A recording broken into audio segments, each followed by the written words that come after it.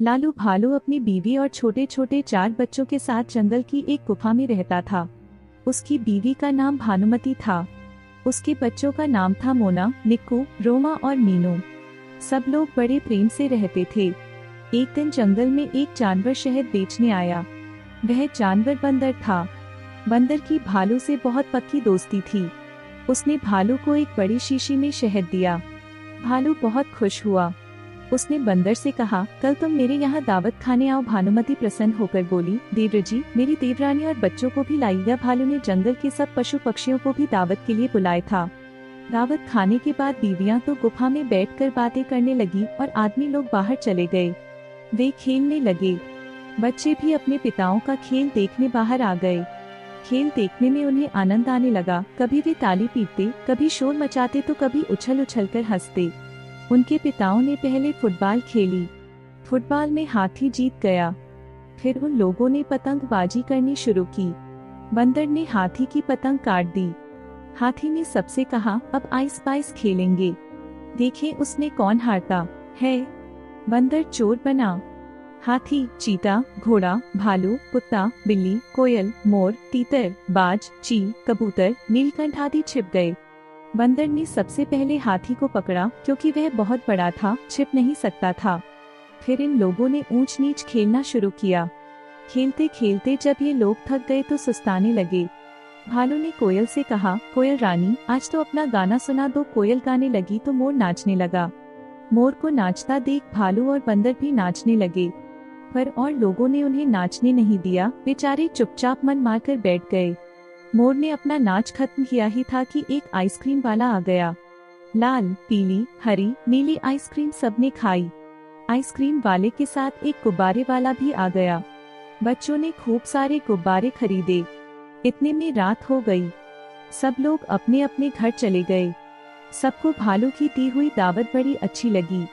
उन्होंने दावत की तारीफ की और सोचा कि अब वे भी वैसी दावत देंगे। अपने घर पहुंचकर हाथी को सर्दी हो गई, क्योंकि उसने बहुत आइसक्रीम खाई थी। उसकी बीवी ने डॉक्टर शेर को बुलाया। डॉक्टर शेर ने हाथी को देखा। थर्मोमीटर से उसका बुखार लिया, रक्तचाप देखा और आला लगाकर छाती तथा पीठ देखी। फिर चश्मा लगाकर उसने कागज पर दवाइयाँ लिख दी। भालू की बीवी की ओर देखते हुए कहा, आपके पति को निमोनिया होने का डर है। मैंने दवाइयाँ लिख दी हैं, ठीक समय पर दे दीजिएगा। अभी एक इंजेक्शन दे रहा हूँ, शाम को फिर से दूंगा। कम से कम 12 इंजेक्शन देने होंगे। डॉक्टर शेर तो इंजेक्शन देकर चला गया। उसके कई बाद हाथी को छींक पर छींक आने लगी।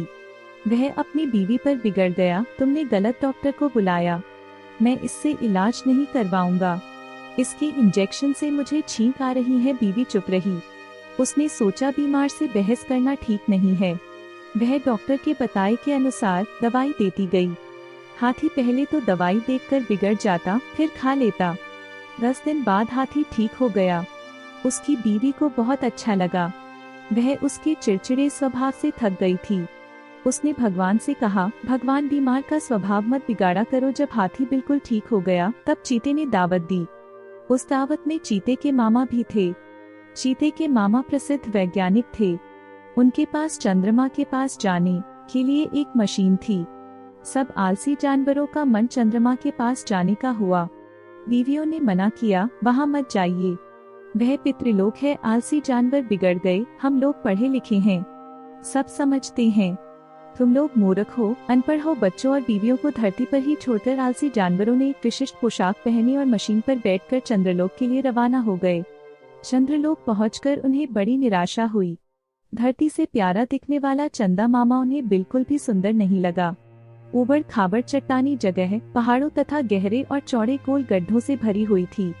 वहाँ न सूरज का फैला हुआ प्रकाश था, न हवा थी और न पानी था। जानवरों का दम घुटने लगा।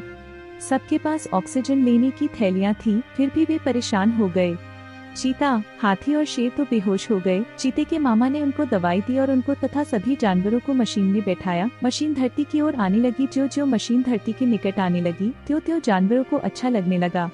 जब वे पृथ्वी पर पहुँचे तब पृथ्वी पर तेज अंधड़ आ चुका था। उन लोगों के घर धूल से भर गए थे। उनकी बीवियों ने अपने अपने घरों में झाड़ू लगाई और पोछा लगाया। काम करते करते वे बेहद थक गई थीं। अपने पतियों को देखकर वे बिगड़ने लगी। तुम माता पृथ्वी को छोड़कर चंद्रलोक क्यों गए? मालूम है माता को कितना गुस्सा आ गया था। जितनी देर तुम लोग बाहर रहे उतनी देर तक उनके मुंह से धूल की आंधी निकलकर हम लोगों को धमकाती रही। और हाँ दोस्तों, अगर हमारी कहानी आप सभी को पसंद आती है, एक लाइक और सब्सक्राइब जरूर करें। नमस्कार, जय हिंद।